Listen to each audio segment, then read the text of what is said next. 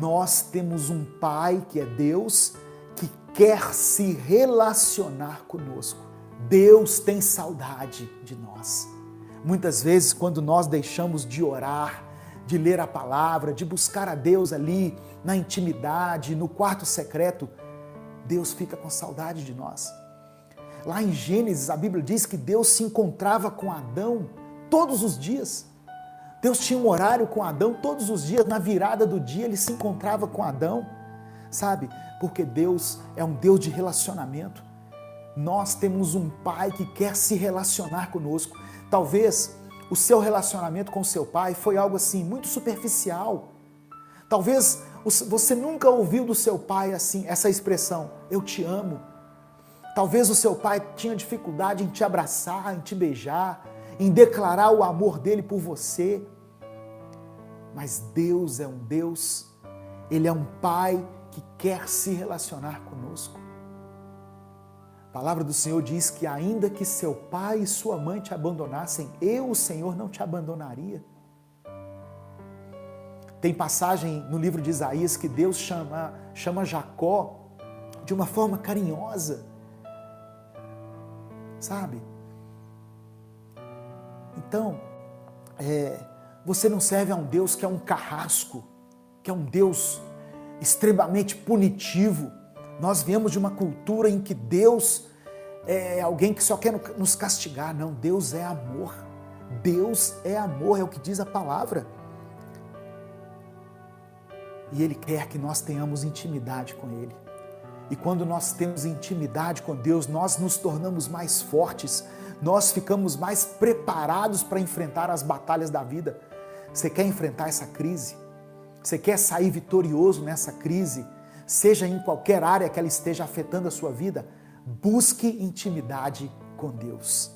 Aleluia. Tiago capítulo 4, verso 8 diz assim: aproximem-se de Deus e Ele se aproximará de vocês.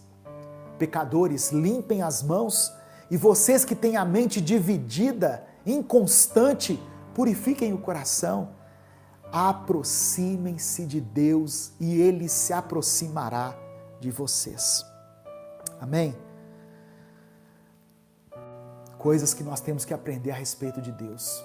O melhor Pai do mundo, Ele é o melhor Pai do mundo. O nosso Deus é um Pai provedor. Deus é um Deus que supre as nossas necessidades. Na casa do Pai há fartura, na presença do Pai há abundância. A Bíblia diz que o justo não mendigará o pão. O justo não mendigará o pão. Se você serve a Deus e está passando um momento difícil, tenha fé, tenha paciência. A sua provisão vai chegar. Deus vai providenciar aquilo que você necessita. Deus não se esqueceu de você, da sua família. Filipenses capítulo 4, verso 19 diz assim: o meu Deus, olha o que o apóstolo Paulo está falando, o meu Deus, segundo as suas riquezas, suprirá todas as vossas necessidades em glória por Cristo Jesus. Isso aqui era uma palavra de Paulo para uma igreja generosa. O que nós temos que ter no nosso coração é desprendimento pelas coisas materiais. Paulo estava agradecendo aos filipenses pela oferta deles. E ele disse assim, olha, Deus, segundo as suas riquezas, e a Bíblia diz que Ele é o dono de todo o ouro e toda a prata, segundo as suas riquezas vai suprir todas as vossas necessidades. Então, nós temos um Pai provedor. Eu gosto muito de Gênesis capítulo 22, quando Abraão é desafiado a sacrificar o seu filho, né? E por causa da obediência de Abraão, ele agradou a Deus e ele não teve que sacrificar Isaque. Deus providenciou o sacrifício. E nessa passagem, nós vemos um dos nomes de Deus, que é Jeová Jirê, o Senhor provê. O Senhor é aquele que provê, o Senhor é aquele que nos dá o sustento, Ele provê todas as coisas. Você serve a um Deus que é um Pai, Jeová Jirê, Deus provedor. Amém?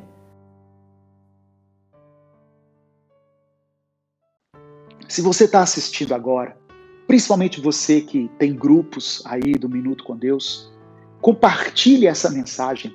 Tem uma opção aí para você compartilhar. Aí vai aparecer um link para você compartilhar. Compartilhe com seus contatos, com seus grupos, porque assim mais pessoas vão receber essa mensagem, essa ministração, vão poder ser abençoados. E a terra está sendo repleta da glória de Deus.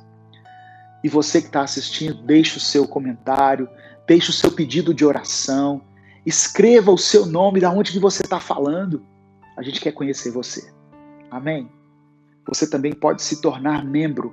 Existe um íconezinho aí na sua tela, onde você clica e você se torna membro. É um valor bem baixinho, bem democrático, assim, fácil de todos assumirem mensalmente, mas que nos ajuda a continuar produzindo esse conteúdo, a continuar fazendo as nossas mensagens.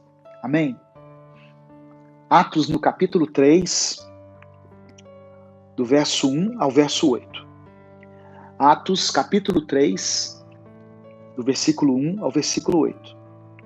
E Pedro e João subiam juntos ao templo, à hora da oração, a nona. E era trazido um homem que desde o ventre de sua mãe era coxo, o qual todos os dias punham à porta do templo, chamada Formosa, para pedir esmola aos que entravam. O qual, vendo a Pedro e a João que iam entrando no templo, pediu que lhe dessem uma esmola. E Pedro, com João, fitando os olhos nele, disse: olha para nós. E olhou para eles, esperando receber deles alguma coisa. E disse Pedro: não tenho prata nem ouro, mas o que tenho, isso te dou. Em nome de Jesus Cristo, o Nazareno, levanta-te e anda. E tomando-o pela mão direita, o levantou. E logo os seus pés e artelhos se firmaram. E saltando ele, pôs-se em pé e andou, e entrou com eles no templo, andando e saltando e louvando a Deus. Aleluia. Irmãos, o que eu tenho, eu te dou. Essa foi a expressão que Pedro e João usaram para falar com aquele coxo que estava ali à porta do templo para pedir esmolas. Algumas lições eu tiro dessa passagem. Eu queria compartilhar com você. É interessante como, nesses tempos de quarentena, de crise, dessa nova realidade que nós estamos vivendo, como que algumas passagens bíblicas vão ser pregadas novamente. Isso é notório.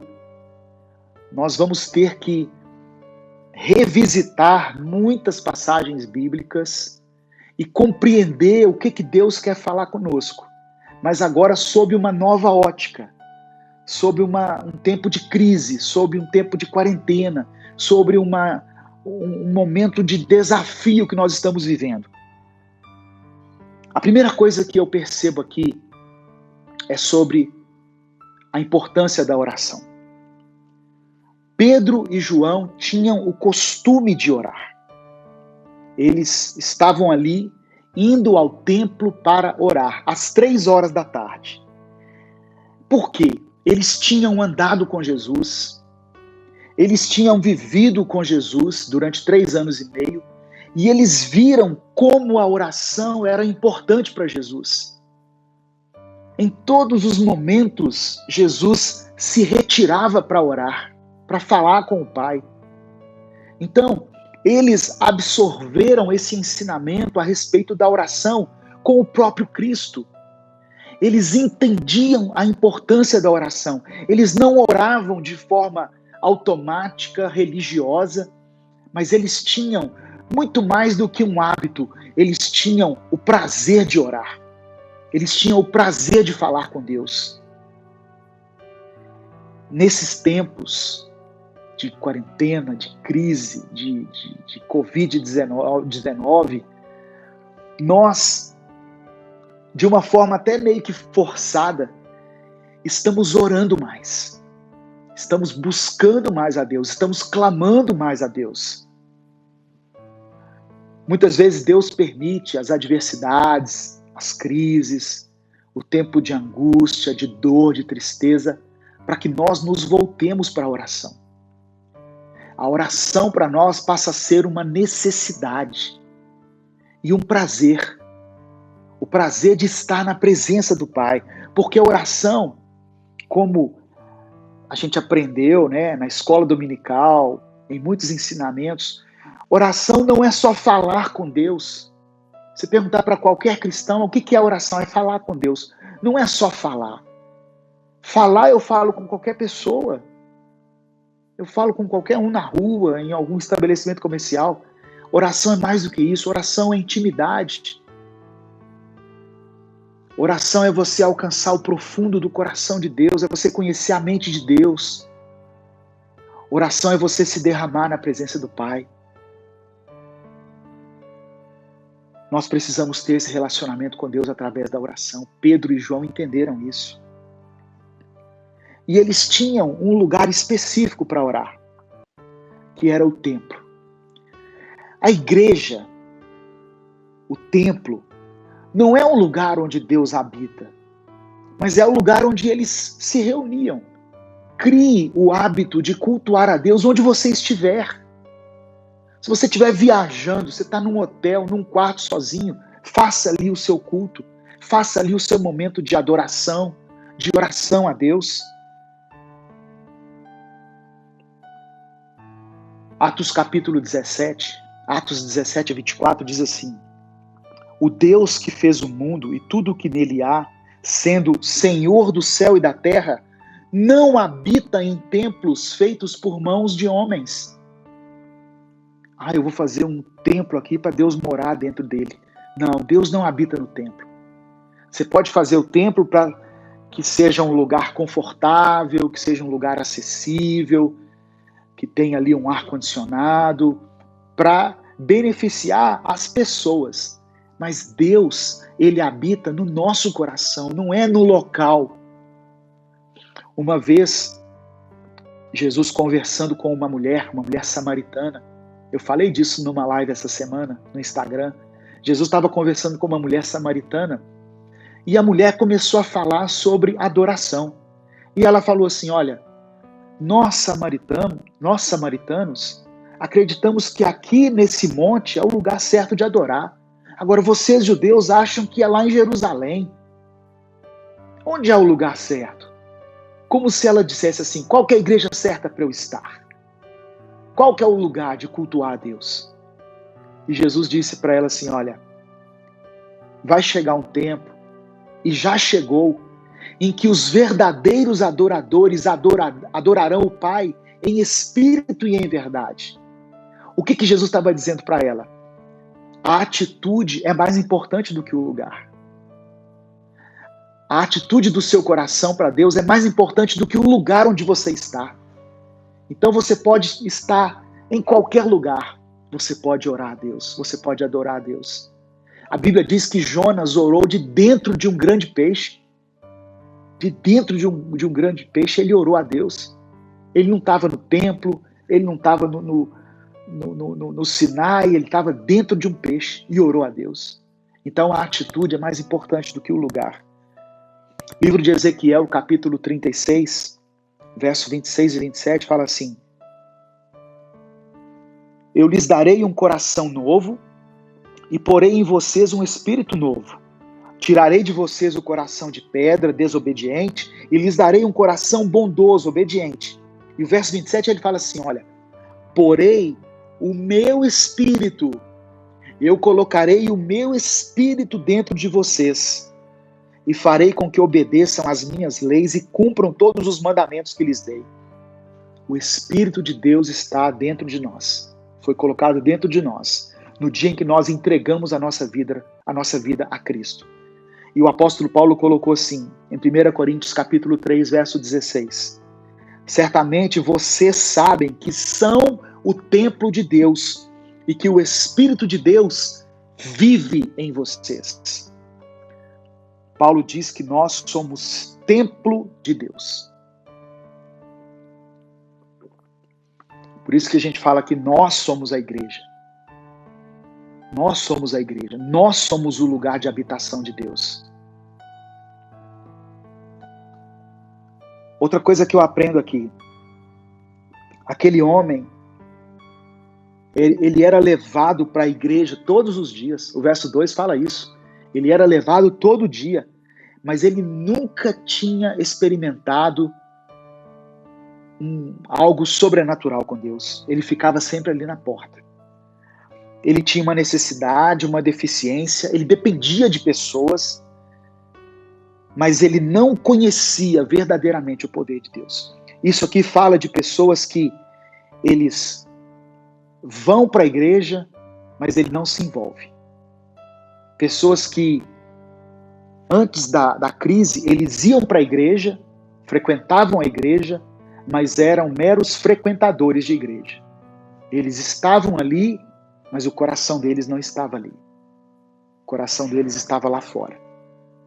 O coração deles não estava nas coisas de Deus. Eles têm até uma aparência de que são piedosos, de que são compassivos, mas a mente deles é impura.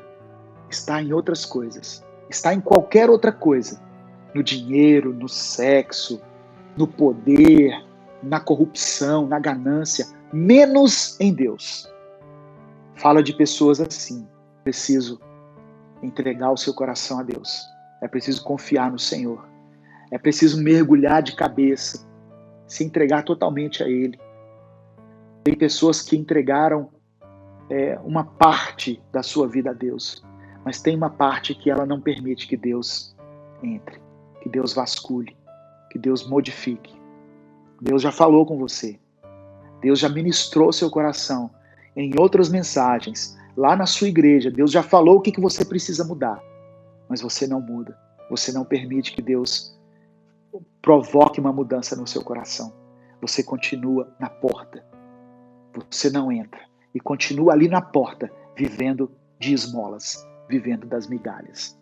É o que o Espírito Santo mandou falar para você. Amém?